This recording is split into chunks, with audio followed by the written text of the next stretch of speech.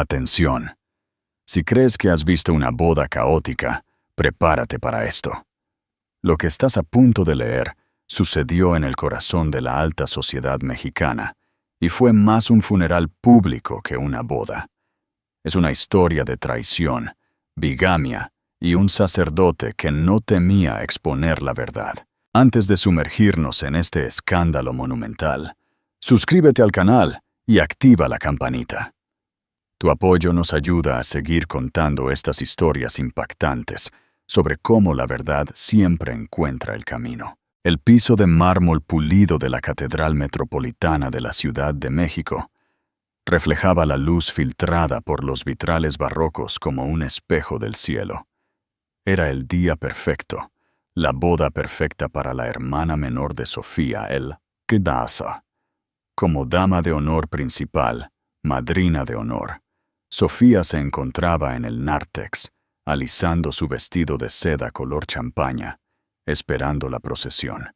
El órgano hinchó su sonido y los invitados guardaron silencio.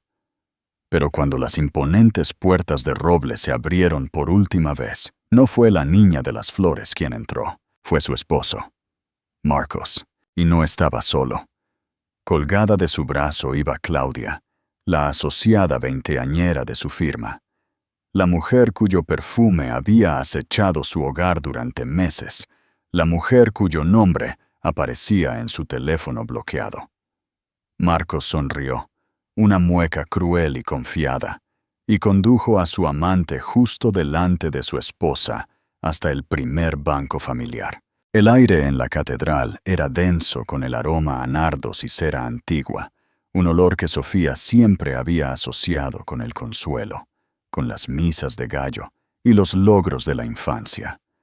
Hoy la estaba asfixiando. Su hermana, Elena Midilena Basana, era una visión en encaje blanco, sus manos temblando ligeramente mientras sostenía su ramo. «Te ves perfecta, Sof», susurró Elena, ajustando la banda color champaña del vestido de Sofía.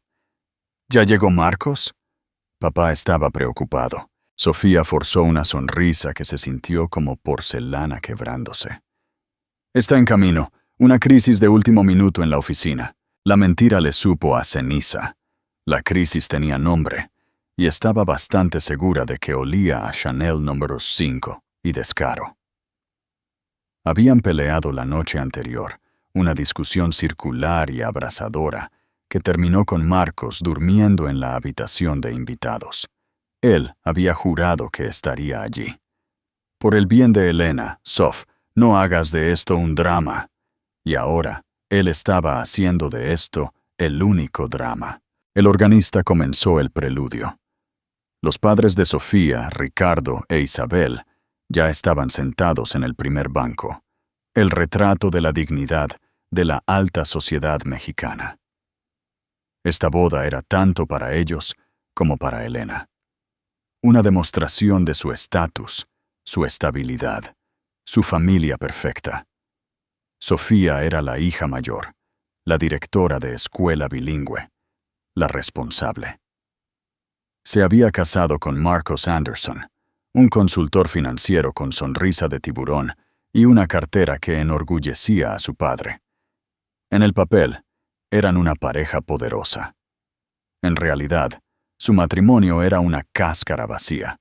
«A su sitio, todo mundo», siseó la coordinadora de bodas, su headset crujiendo. Sofía tomó su lugar detrás de las damas. La procesión comenzó. Una a una, las asistentes caminaron, sus pasos medidos al ritmo lento y solemne de la música. Finalmente, era su turno. Sostuvo su pequeño ramo de rosas blancas, sus nudillos pálidos. Necesitaba concentrarse en Elena, en la alegría del día. Fue entonces cuando las grandes puertas en la parte posterior de la catedral se abrieron, derramando una brillante luz de la tarde sobre la piedra. Un suspiro colectivo y un murmullo recorrieron los bancos mientras los invitados giraban para mirar. Marcos estaba en silueta en la entrada, impecable en su traje Tom Ford, a medida. Pero no estaba solo. Aferrada a su brazo estaba Claudia. El aliento de Sofía se cortó. No era solo que la hubiera traído, era la forma en que la había traído. Claudia iba embutida en un vestido ajustado y sin mangas del rojo escarlata más brillante posible. Era un vestido diseñado para ser una declaración de guerra. Su cabello rubio estaba peinado profesionalmente y miraba la catedral no con vergüenza, sino con la mirada evaluadora de una conquistadora. El tiempo pareció ralentizarse. Sofía pudo sentir 200 pares de ojos pivotar del espectáculo en la puerta hacia ella. La madrina de honor, de pie sola en el frente. Pudo ver a su madre, Isabel, petrificarse, su mano enguantada aferrando sus perlas. El rostro de su padre, Ricardo, adquirió un tono peligrosamente púrpura. Marcos no miró a Sofía. Escaneó la primera fila, localizó su asiento asignado junto a los padres de Sofía y comenzó a caminar por el pasillo principal. Los susurros comenzaron, un murmullo sibilante que los siguió como un viento fétido. «Sella, ¿quién es esa? Con Marcos Anderson». «Dios mío, esa es su esposa». Marcos y Claudia se deslizaron en el primer banco, obligando a los padres de Sofía a arrastrarse físicamente a un lado para hacer espacio. Claudia se sentó, cruzó las piernas y le dio a la madre de Sofía una sonrisa deslumbrante y vacía. La coordinadora, Akenakejena, le dio a Sofía un empujón brusco. «Ve». Los pies de Sofía se sentían como plomo, pero se movió. Caminó por ese largo pasillo, pasando junto a su esposo y su amante. Pudo oler el perfume de Claudia al pasar. Marcos levantó la vista. Su expresión no era de disculpa, sino de aburrimiento, como si ella fuera la que estuviera causando un problema. Llegó al altar, su cuerpo vibrando con una humillación tan profunda que era casi física.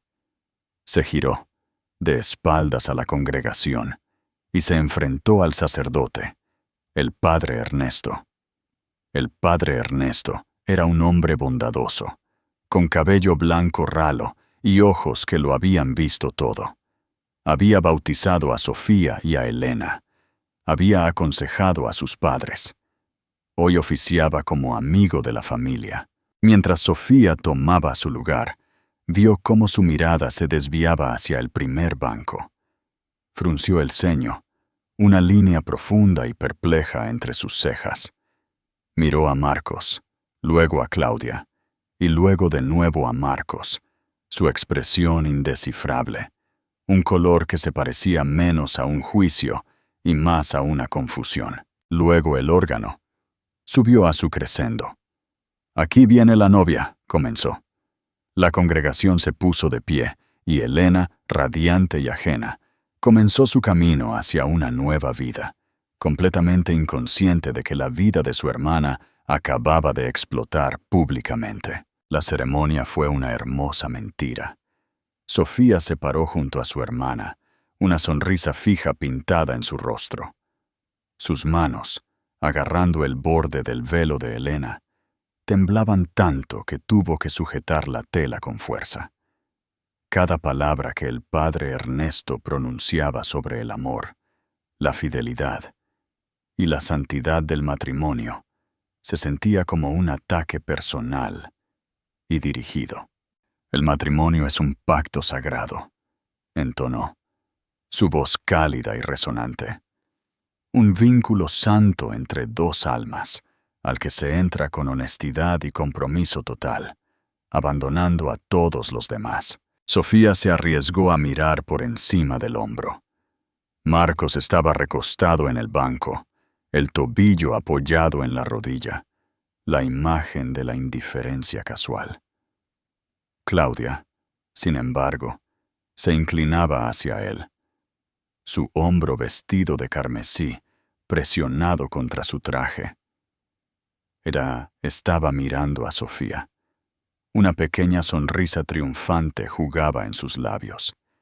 Ella quería esto.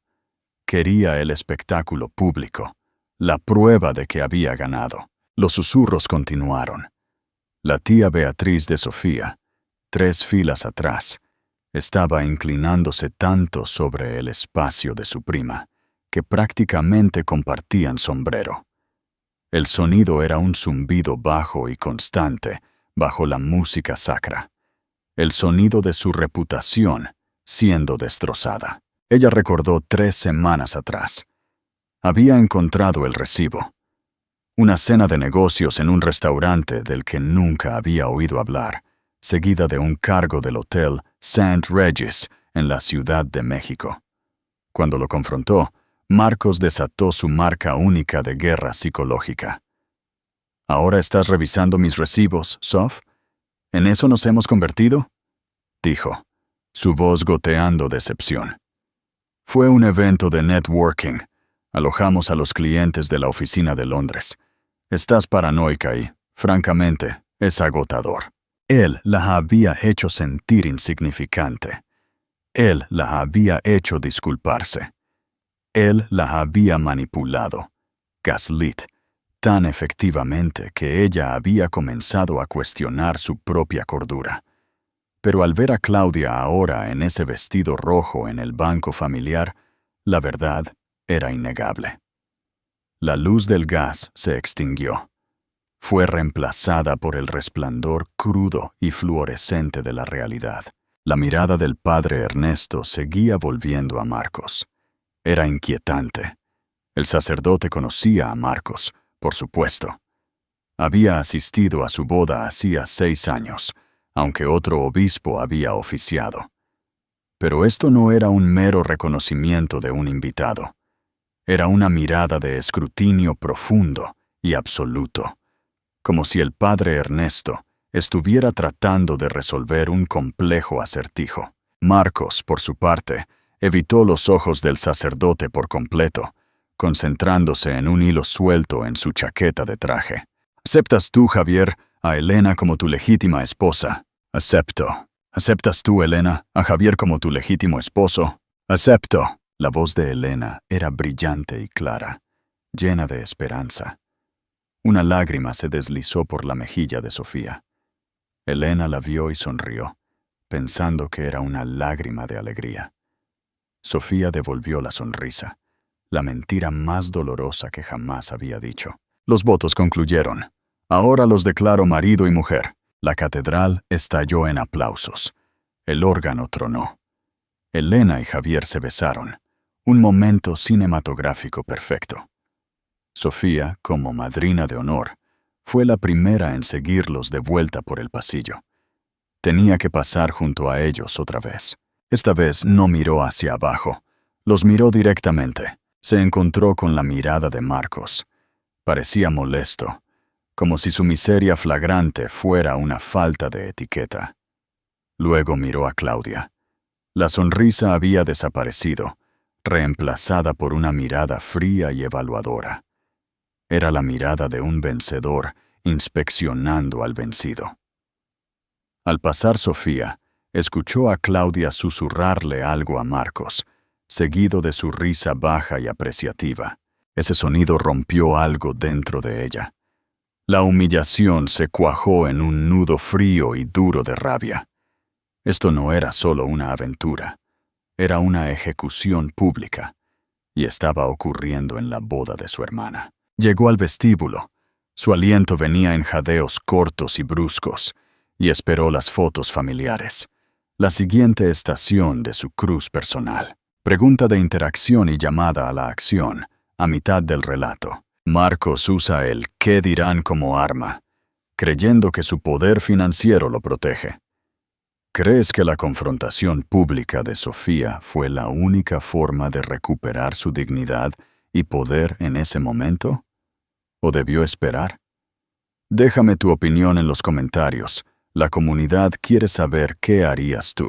Si sientes la rabia de Sofía y su necesidad de justicia, dale me gusta a este video para mostrarle apoyo. La recepción se celebró en el Gran Salón del Gran Hotel Ciudad de México.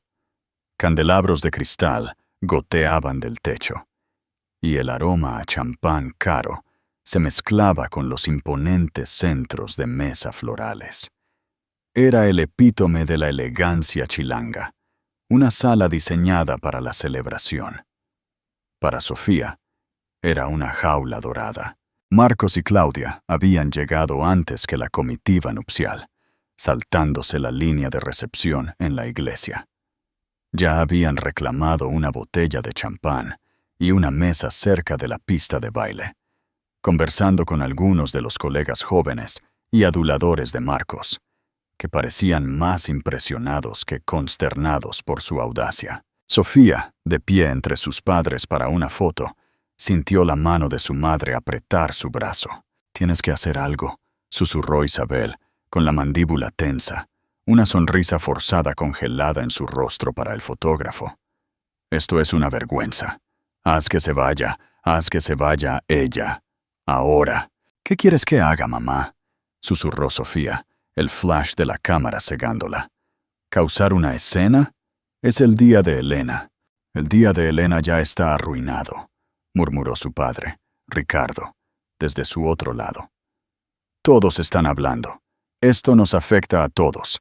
Controla a tu marido, Sofía, o lo haré yo». La amenaza era real, pero Sofía sabía que la idea de su padre de controlarlo implicaría una confrontación tranquila y acalorada en un pasillo, que Marcos simplemente desestimaría. Marcos no tenía respeto por su padre, solo por su dinero. La comitiva nupcial fue anunciada. Elena y Javier entraron con un rugido de aplausos, flotando en una nube de dicha de recién casados. Fueron directamente a su primer baile. Mientras la pareja se balanceaba al compás de una melodía suave, los invitados formaron un círculo a su alrededor. Sofía se paró en el borde, aplaudiendo, con un corazón de piedra fría en el pecho. Entonces, por el rabillo del ojo, vio movimiento. Marcos se levantó, apuró su copa de champán, la dejó y extendió su mano hacia Claudia. Estaba sonriendo. Claudia, visiblemente emocionada, tomó su mano. Él la condujo a la pista de baile. No fue un baile discreto en un rincón. La llevó justo al lado de Elena y Javier. Una nueva ola de silencio atónito recorrió el salón. La música, una balada sobre el amor perdurable, de repente se sintió grotesca. Marcos acercó a Claudia, su mano extendida posesivamente en la parte baja de su espalda, justo encima de la cremallera de su vestido carmesí. Claudia envolvió sus brazos alrededor de su cuello, apoyando la cabeza en su hombro. Estaban bailando pegados en la boda de su hermana, a 1,5 metros de los novios. Elena, en medio de un giro con su nuevo esposo, los vio. Su sonrisa perfecta flaqueó. Miró a Marcos, luego a Claudia, y luego, con horror naciente, a Sofía. Sus ojos se llenaron de lágrimas. «Sof», articuló con los labios. Javier, siguiendo su mirada, dejó de bailar. Su rostro se oscureció. «¿Qué diablos está haciendo?». Pero Sofía ya no estaba escuchando. La visión de ellos, tan descarada, tan arrogante, tan absolutamente irrespetuosa, la había empujado más allá de la vergüenza, más allá del dolor, hacia un reino de furia pura y no diluida. El nudo de rabia dentro de ella se rompió. Comenzó a caminar. No corrió. Caminó. Deliberadamente. Cada paso era un golpe de martillo en el pulido piso de madera. La multitud se abrió para ella. Podía sentir los ojos de sus padres sobre ella, los de su hermana, los de toda la sala. No le importó. Caminó directamente hacia la pareja que bailaba. No tocó el hombro de Marcos. Agarró su brazo. Sus músculos se tensaron. Él y Claudia se separaron, sobresaltados. Marcos la miró, sus ojos brillando de irritación. Sofía, ¿qué diablos? Estás armando un escándalo. ¿Yo estoy armando un escándalo? Su voz era peligrosamente tranquila, una vibración baja que apenas se notaba. Traes a tu recepcionista a la boda de mi hermana. La sientas en el banco de mi madre. Bailas con ella en la recepción. ¿Y yo soy la que arma un escándalo? Claudia se rió.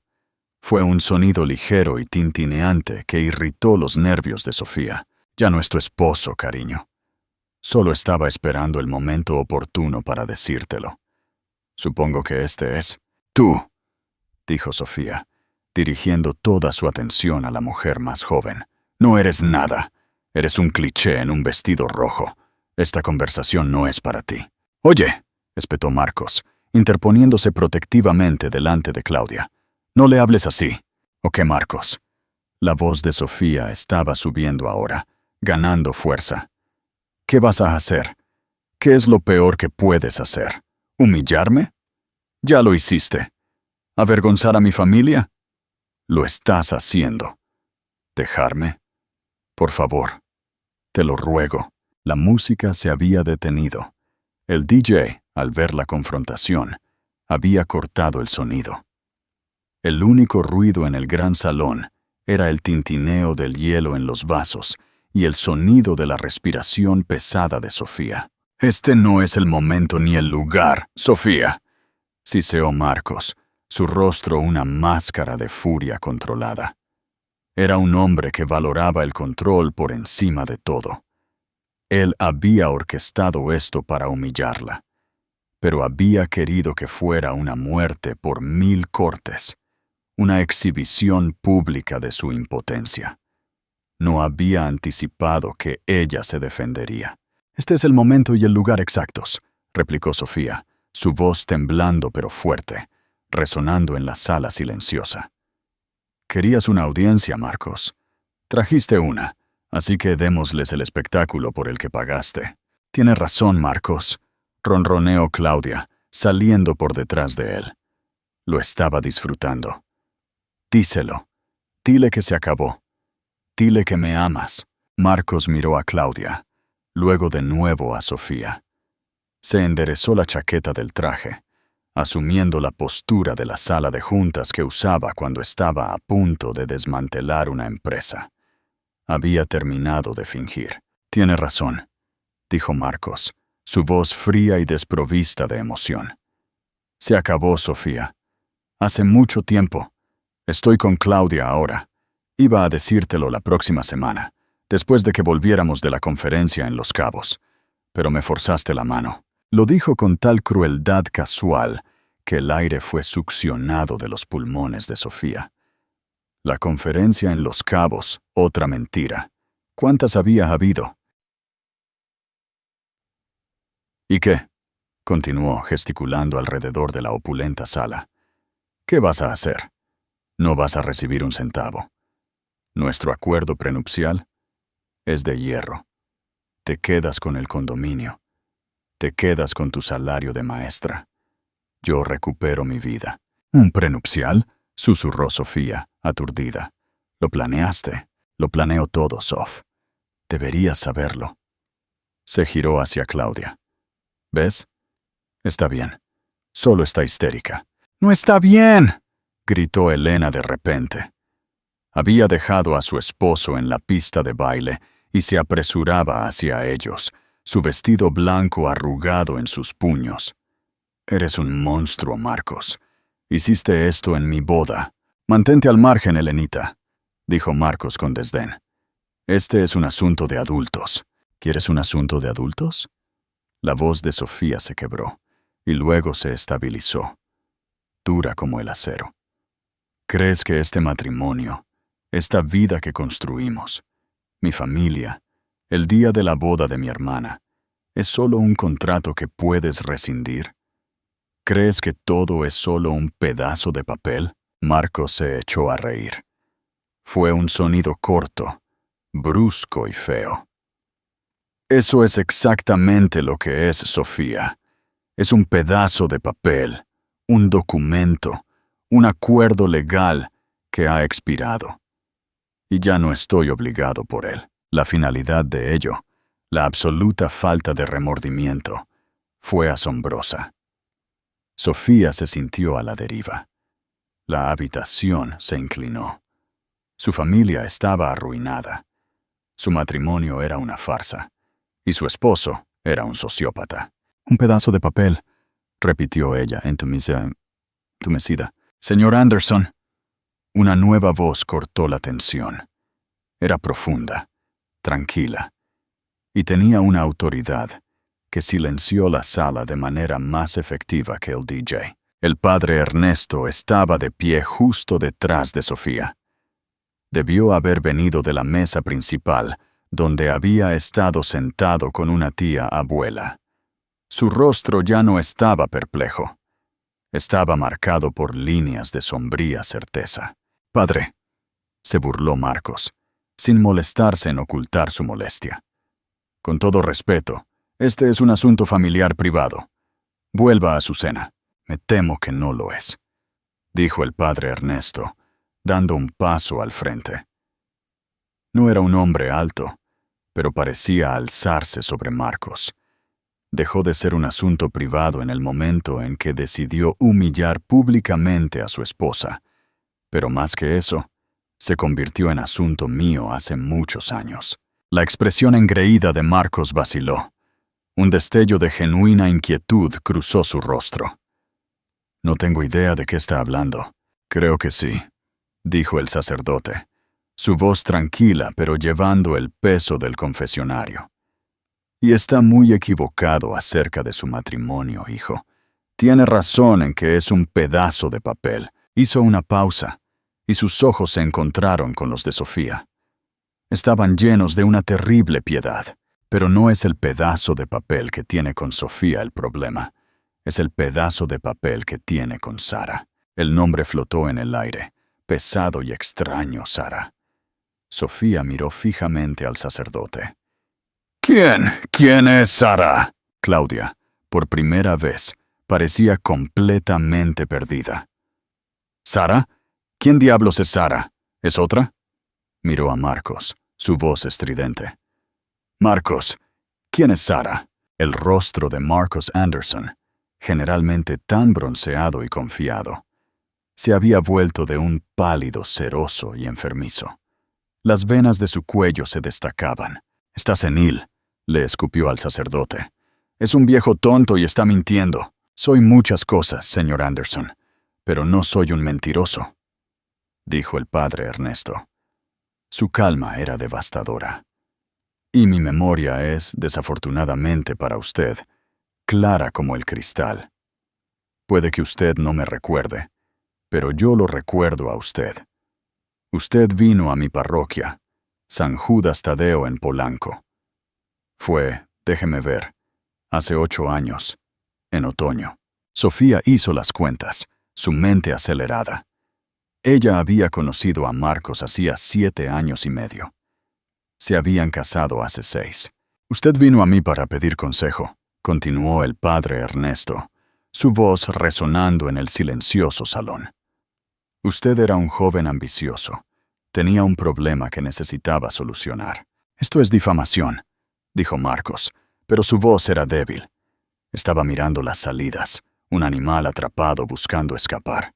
«Usted me dijo que había cometido un error», continuó el sacerdote, con la mirada fija en Marcos. «Me dijo que se había casado en Las Vegas, una ceremonia civil. Un error estúpido», lo llamó. La familia de la joven era muy devota, y estaban horrorizados. Así que, para apaciguarlos, había hecho que un sacerdote en Nevada bendijera el matrimonio. El padre de Sofía, Ricardo, se adelantó. «Michael, ¿qué significa esto?» El padre Ernesto levantó una mano. «Luego me dijo Marcos que esta mujer, su nombre era Sara Jensen, no estaba funcionando. Dijo que era emocionalmente inestable y que usted estaba en un camino diferente. Quería saber cómo obtener una anulación.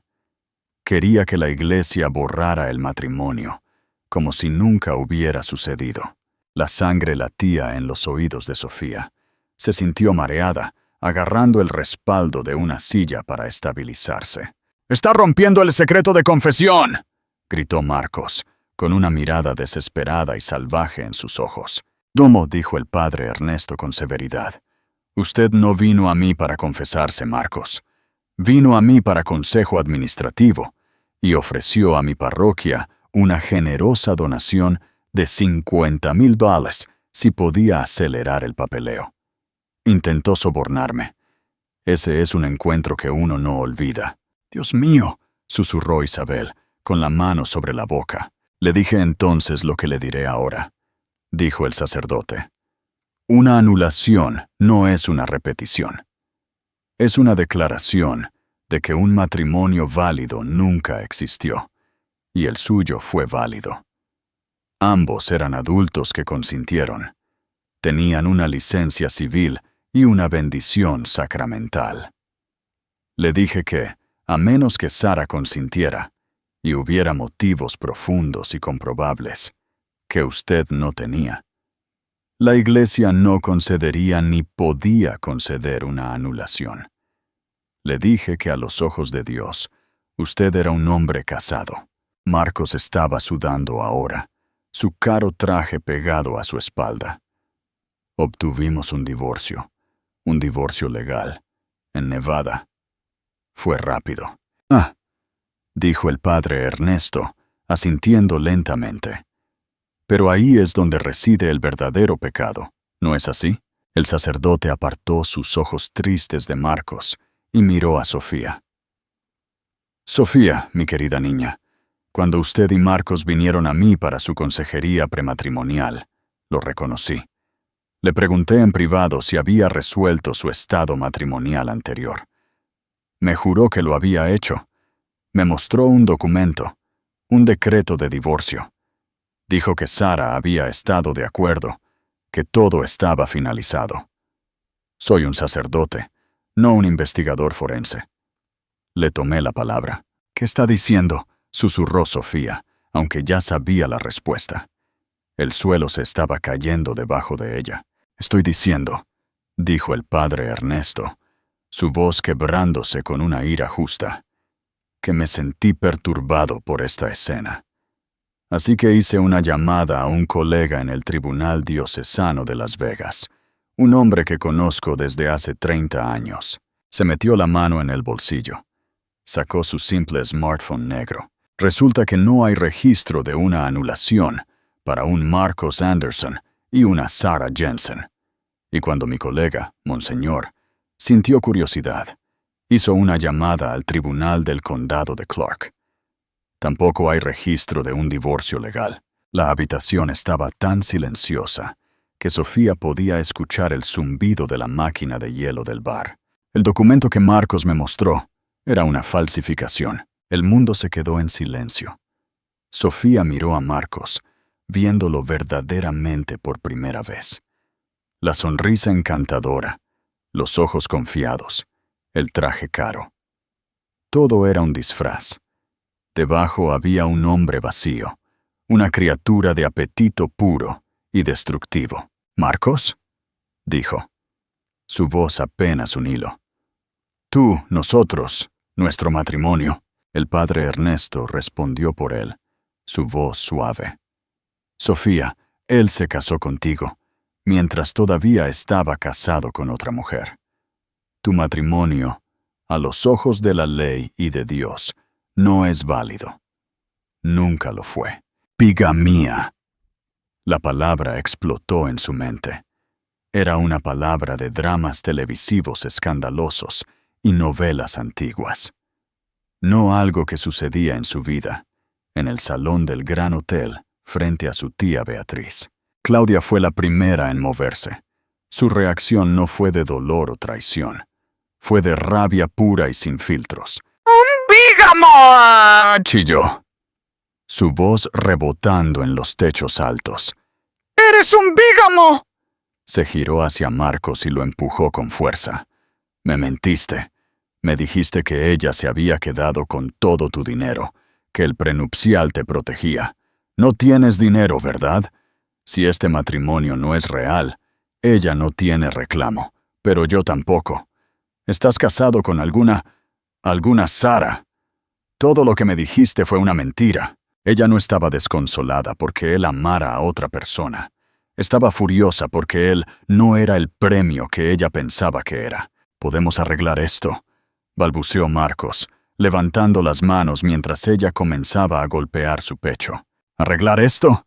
¡Eres un criminal!», gritó ella. «¿Dejaste que arruinara mi vida por un hombre que ni siquiera está disponible? Estás en bancarrota. Eres peor que un quebrado. Eres un fraude». Ella lo abofeteó. El sonido fue un chasquido agudo que resonó en la sala. Fue tan fuerte, tan violento, que pareció romper el hechizo. Claudia, respirando con dificultad, su rostro rojo y contorsionado, miró a Sofía. «Puedes quedártelo», escupió, como si estuviera desechando basura. Agarró su bolso de mano de la mesa y, sin mirar atrás, salió furiosa del salón, su vestido rojo un rastro de vergüenza en retirada. Marcos se quedó solo, una huella roja de una mano floreciendo en su mejilla. Miró a su alrededor, con los ojos desorbitados. Toda la sala lo estaba mirando. Sus colegas, sus amigos, la familia de Sofía. No vio nada más que asco. Se volvió hacia Sofía una última vez, su máscara de confianza haciéndose añicos, revelando al hombre desesperado y patético que había debajo. «Sofía, cariño, escúchame. Es un malentendido. Ella, Sara, me dejó. Pensé que el divorcio era definitivo. El abogado que contraté debe haberlo estropeado. Es un error de papeleo. Eso es todo. Podemos arreglar esto. Podemos ir al registro civil el lunes. Podemos hacerlo real». Él se acercó a ella. Intentó tomar su mano. «Nos amamos, Sof. Esto es solo papel». Sofía miró su mano extendida, la mano que había sostenido la suya cuando compraron su primera casa. La mano que ella había sostenido en el hospital cuando su padre tuvo su susto cardíaco. La mano que había sostenido la de Claudia en la pista de baile. Ella no sintió nada. La humillación se había ido. La rabia se había ido. El amor al que se había aferrado durante tanto tiempo se había evaporado. Todo lo que quedaba era un vasto y frío vacío. «No vuelvas a tocarme», dijo, su voz tan fría y clara como el hielo. Ella retiró su mano. Su padre, Ricardo, se adelantó, su rostro sombrío. «Javier», llamó a su nuevo yerno. «Llama a la policía». «¿Qué?». «No», gritó Marcos, entrando en pánico. «No pueden. Es un asunto familiar». «La bigamia es un delito grave, señor Anderson», dijo Ricardo, su voz retumbando con un poder tranquilo.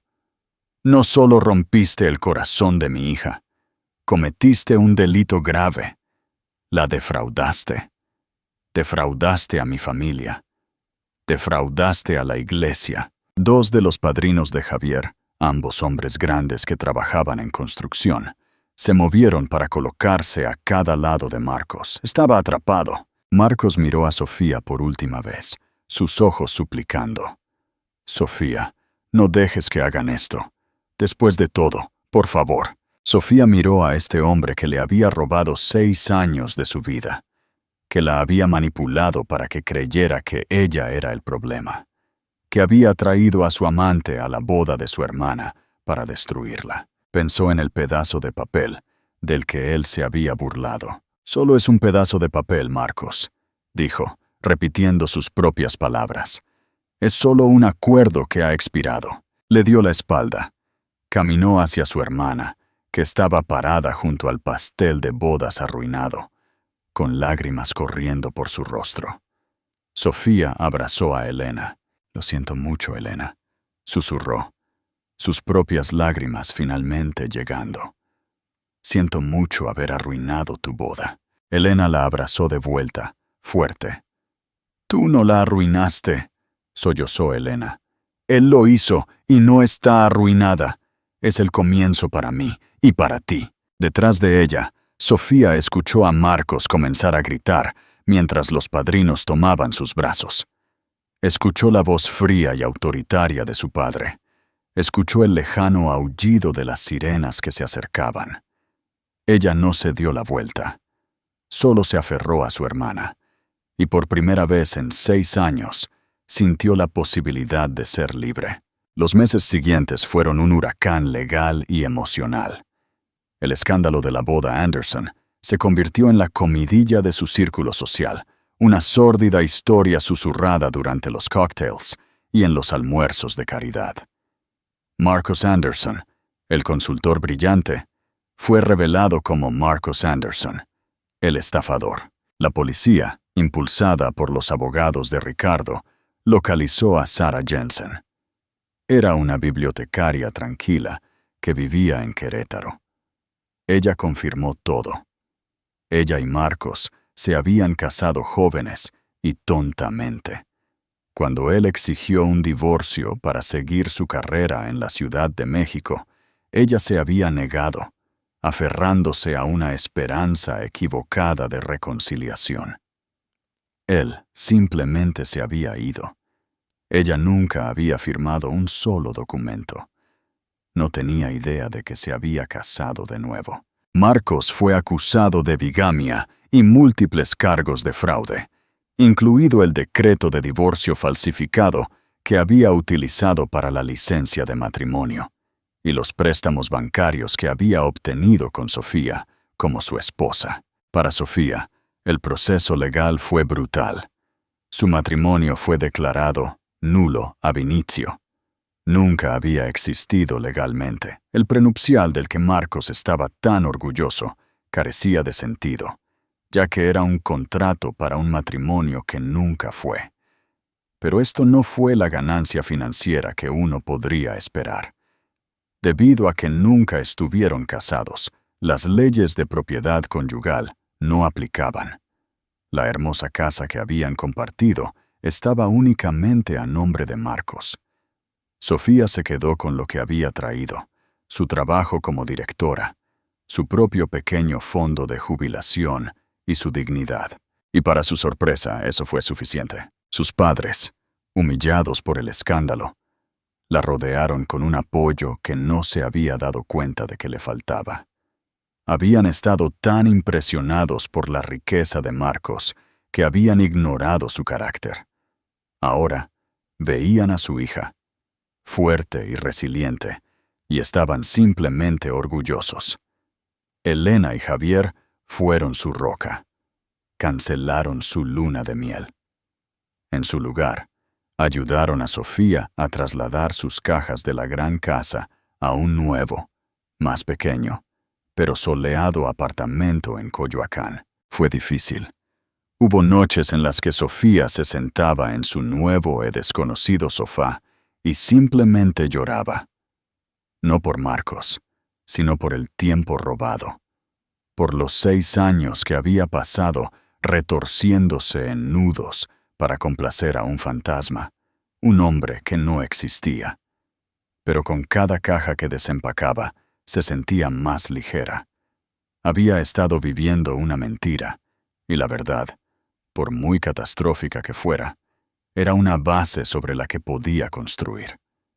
La humillación pública en la boda había sido una cirugía horrible, pero necesaria, extirpando un cáncer de su vida de la manera más pública posible. Un año después, el aire fresco de octubre soplaba a través de la ventana abierta de un pequeño café en la colonia Roma. Sofía estaba sentada en una mesa pequeña, bebiendo un latte. Llevaba jeans y un suéter sencillo, y su cabello estaba más corto, un estilo que Marcos habría odiado. Ella sonrió ante la idea. Iba a reunirse con alguien, un profesor de historia de la UNAM, con el que su amiga la había enganchado. Era, según todos los informes, amable y un poco nerd. También era demostrablemente soltero. Su teléfono vibró. Era un mensaje de Elena. Foto adjunta: Un bebé sonriente y balbuceante, con un gorro azul tejido. Debajo, la leyenda. El tío Javier le está enseñando sobre el béisbol. Envía ayuda. Sofía se echó a reír, una risa real y fácil. La campana de la puerta del café tintineó. Un hombre entró, miró a su alrededor y la vio. Era un poco nerd. Sonrió, una sonrisa amable y genuina, y se acercó. Sofía. Diego, hola. Ella se puso de pie, extendiendo la mano. Es un placer conocerte. Mientras se sentaban y comenzaban a hablar, Sofía miró por la ventana a la bulliciosa calle. La vergüenza de aquel día en la catedral se sentía como una historia de la vida de otra persona. El vestido rojo, los susurros, la devastadora revelación, ya no era su humillación, era su liberación. El padre Ernesto no solo había expuesto un secreto, le había devuelto su vida, y ella apenas estaba comenzando a vivirla. Entonces, dijo Diego, limpiándose la boca con una servilleta, tengo que admitir que te busqué en Google. Espero que no sea raro. El estómago de Sofía dio un familiar y nauseabundo vuelco. La sonrisa que había estado sosteniendo se sintió de repente frágil. ¿Ah, sí? Sí, dijo él. Y en lugar de parecer depredador o excitado, solo parecía sincero. Mi amiga, la que nos presentó, solo dijo: es directora en Coyoacán. Te encantará, lo cual, ya sabes, no es mucho para empezar. Así que busqué tu escuela. Y luego salió lo otro. Se inclinó hacia adelante, bajando la voz, aunque el café estaba bullicioso. Y solo quiero decir, lamento muchísimo que eso te haya pasado. Es monstruoso. Y quiero que sepas que no estoy aquí por eso. Estoy aquí porque mi amiga dice que eres la única persona que conoce que puede citar el ala oeste de la Casa Blanca y sabe cómo anotar correctamente un juego de béisbol. Sofía lo miró fijamente. Ella se había preparado para este momento. Había practicado discursos en su espejo. Uno era despreocupado y despectivo. Otro era frío y cortante. Uno era una confesión vulnerable y llorosa. No se había preparado para la sinceridad. Puedo, dijo, su voz un poco temblorosa. Y C.J. Craig es mi animal espiritual. Diego sonrió, una sonrisa amplia y abierta que llegaba a sus ojos. Bien, porque me preocupaba que te centraras solo en las reglas de orden. Yo soy más del tipo de día del bloque de queso gigante. La tensión en sus hombros se disipó, derritiéndose tan rápido que casi la mareó. Hablaron durante 2 horas. Hablaron de sus trabajos, de sus frustraciones con la burocracia universitaria, de sus batallas por la financiación del programa de arte. Hablaron de sus familias. Él le contó sobre su madre autoritaria, que era una leyenda en la escena teatral local. Ella le contó sobre Elena y su nuevo sobrino, Leo, y la pequeña y perfecta manera en que su mano agarraba su dedo. Ella no habló de Marcos. Él no preguntó. El escándalo era el elefante en la habitación, que él había reconocido cortésmente, se había quitado el sombrero y luego lo había guiado firmemente hacia la puerta. Cuando se fueron, la luz de la tarde se estaba volviendo dorada. Entonces, dijo él, balanceándose sobre sus talones en la acera, realmente me gustaría verte de nuevo. Tal vez, no sé, un partido de béisbol. Podemos anotarlo correctamente. Me gustaría, dijo Sofía, y la sonrisa esta vez fue real. Era pequeña, pero era suya. Ella caminó a casa. Un calor se extendía por su pecho que le resultaba completamente desconocido. No eran los fuegos artificiales y la obsesión que Marcos había encendido en ella todos esos años. Eso había sido un incendio forestal, una quema peligrosa y consumidora, construida sobre encanto y gasolina. Esto se sentía como un hogar. Era solo un brillo pequeño y constante, pero era cálido y era real. La vida estaba aprendiendo. No se trataba de los grandes gestos. Se trataba del brillo pequeño y constante. Su vida profesional se había convertido en su ancla. El escándalo, por supuesto, había desgarrado a la comunidad escolar. La primera reunión de la Asociación de Padres y Maestros después de la boda había sido un juicio de fuego. Ella había entrado en el auditorio, su postura perfecta, su traje impecable, y se había enfrentado a un mar de padres. Algunos la miraban con lástima, otros con una curiosidad morbosa. La señora Herrera, una mujer que manejaba su chequera como un arma, se puso de pie. «Directora Collins», dijo, su voz goteando falsa preocupación. Dada la inestabilidad en su vida personal y el engaño involucrado, ¿cómo podemos estar seguros de que está ejerciendo un juicio sólido cuando se trata de nuestros hijos? La sala se quedó en silencio. Sofía se había quedado en el podio, sus manos agarrando la madera. La vieja Sofía se habría desmoronado. La vieja Sofía habría aplacado o llorado. La nueva Sofía la miró directamente a los ojos. «Señora Herrera, la inestabilidad a la que se refiere fue un delito cometido contra mí, no por mí. El engaño fue uno del que fui víctima, no perpetradora. Mi juicio fue lo suficientemente sólido como para que esta escuela obtuviera su estatus de bandera azul el año pasado. Mi juicio es lo suficientemente sólido como para haber contratado al mejor nuevo profesor de matemáticas del estado.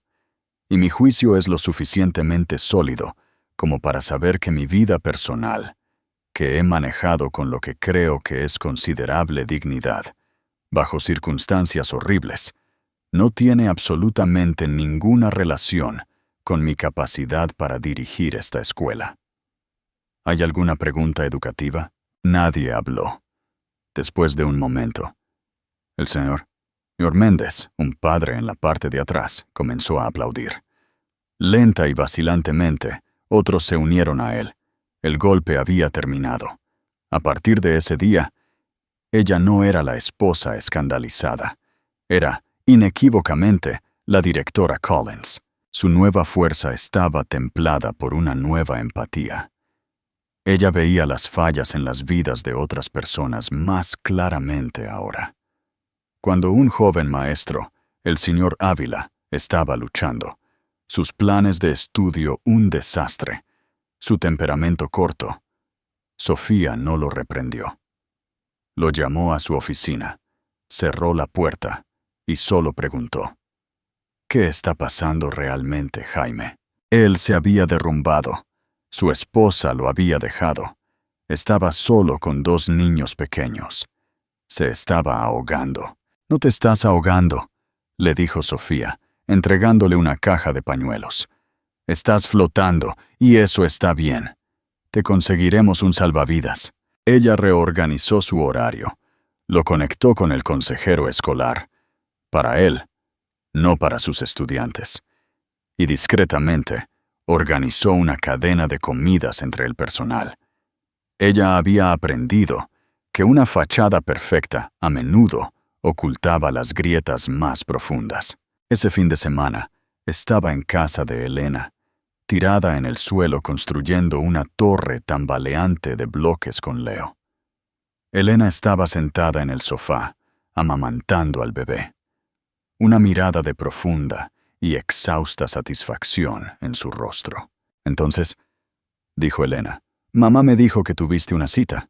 «No fue una cita», dijo Sofía, agregando un bloque rojo. «Fue un café mutuamente acordado». «Ajá.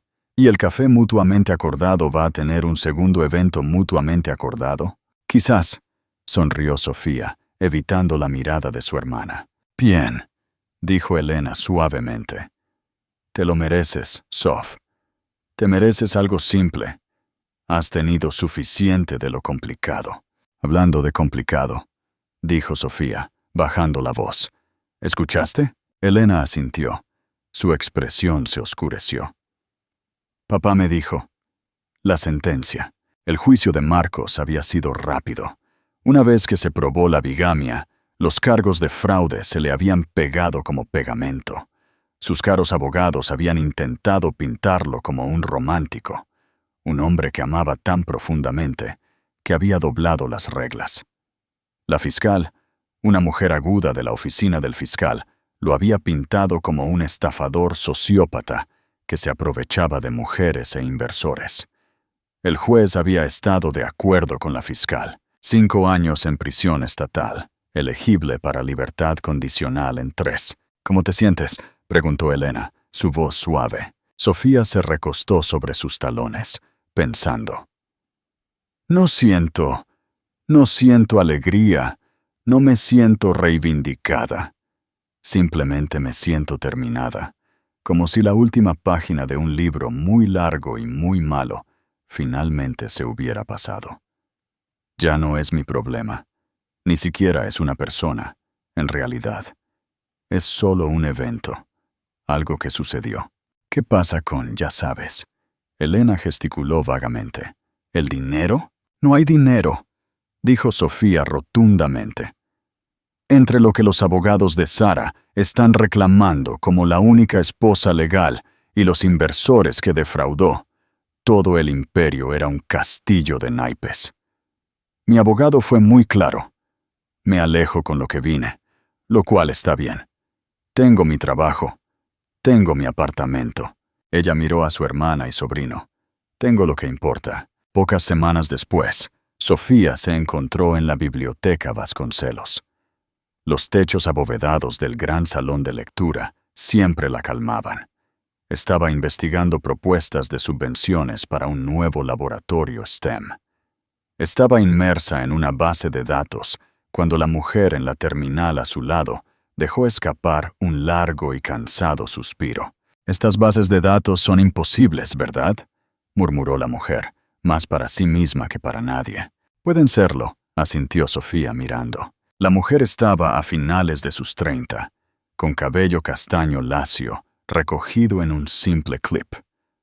No llevaba maquillaje, y su ropa, un cardigan sensato y pantalones, era funcional, no elegante.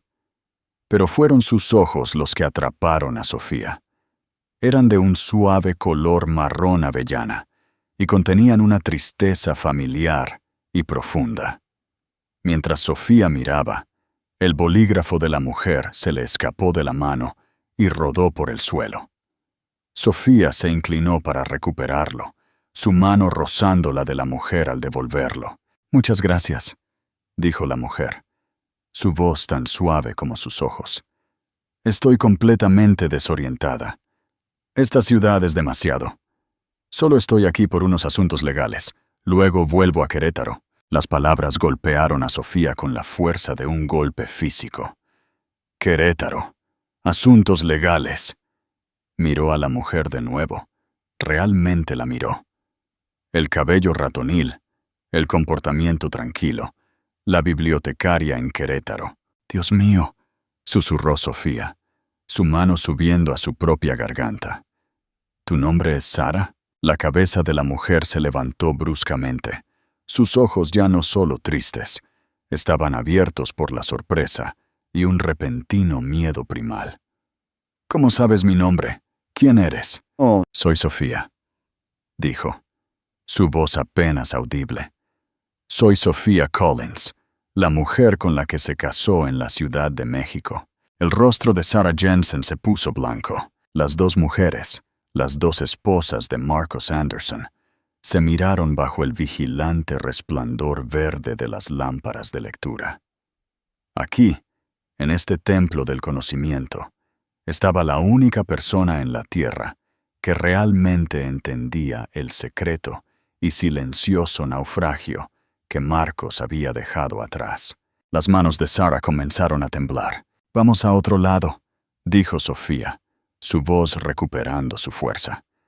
«Por favor, vamos al jardín». Recogió sus cosas, sus manos en piloto automático.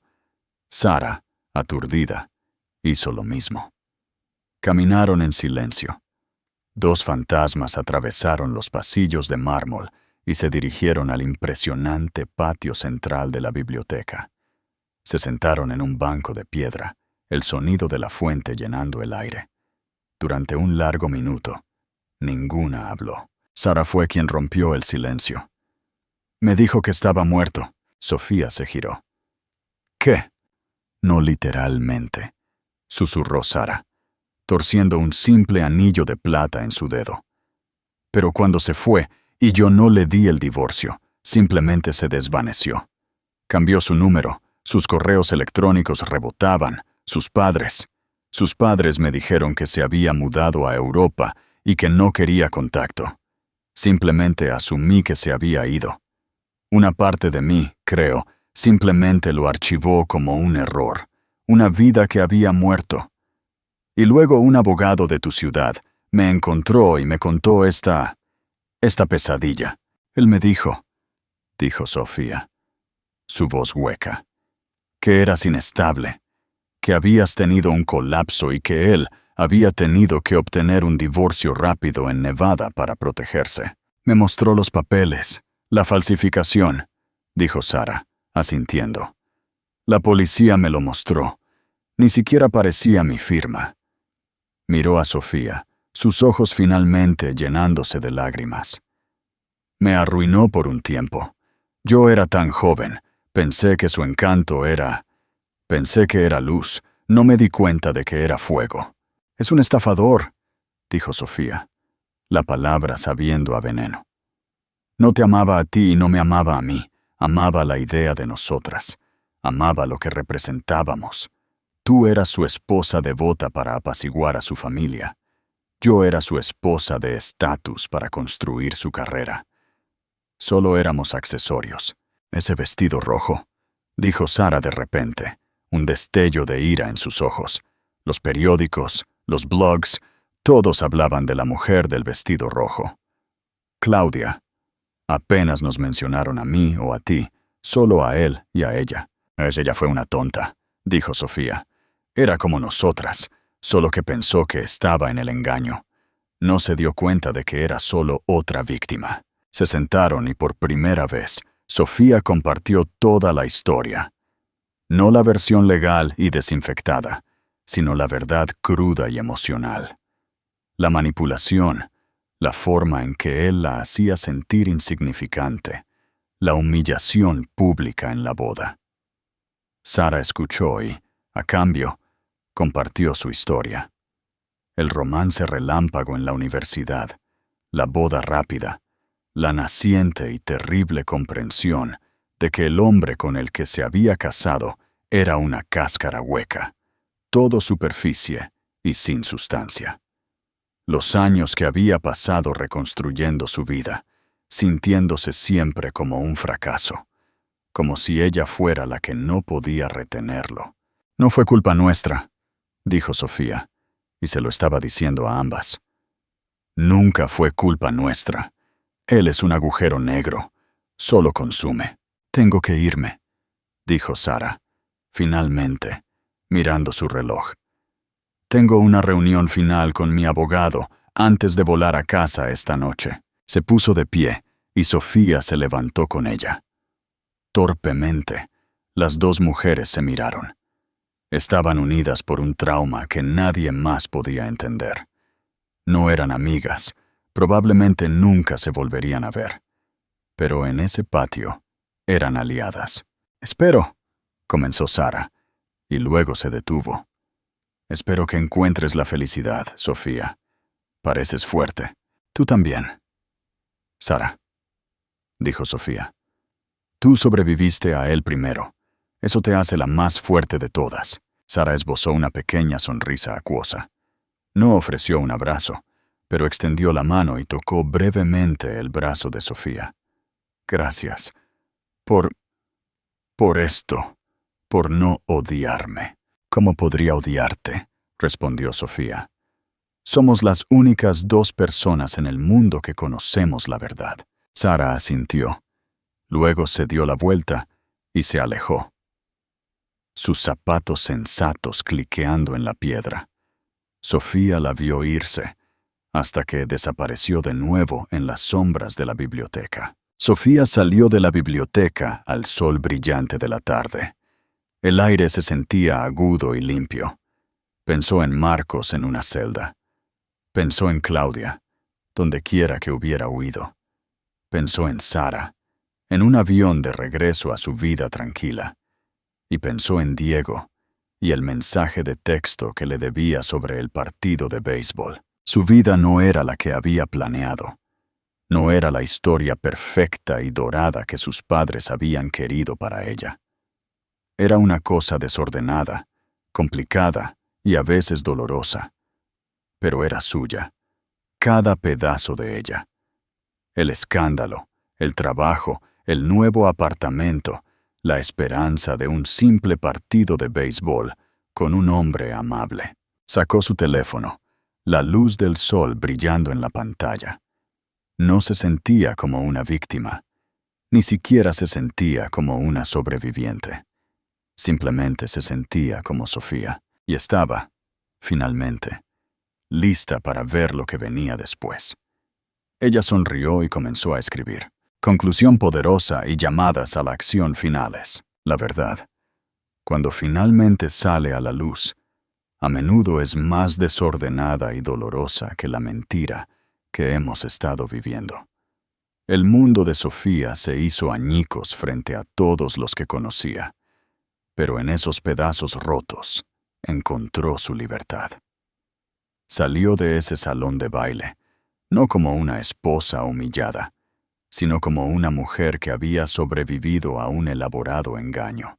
Su historia es un recordatorio poderoso de que los cimientos sobre los que construimos nuestras vidas deben ser reales, y que a veces el final más público es el catalizador del nuevo comienzo más profundo. ¿Qué pensaste de la historia de Sofía? ¿Tú o alguien que conoces se ha enfrentado alguna vez a una traición tan pública? Es un pensamiento aterrador. Déjame saber tus reacciones en los comentarios abajo. Tus historias y insights son lo que hacen que esta comunidad sea tan fuerte. Y si esta historia te conmovió, por favor, dale me gusta y compártela con alguien que necesite escucharla. Y asegúrate de suscribirte para más dramas de la vida real cada semana. Gracias por escuchar.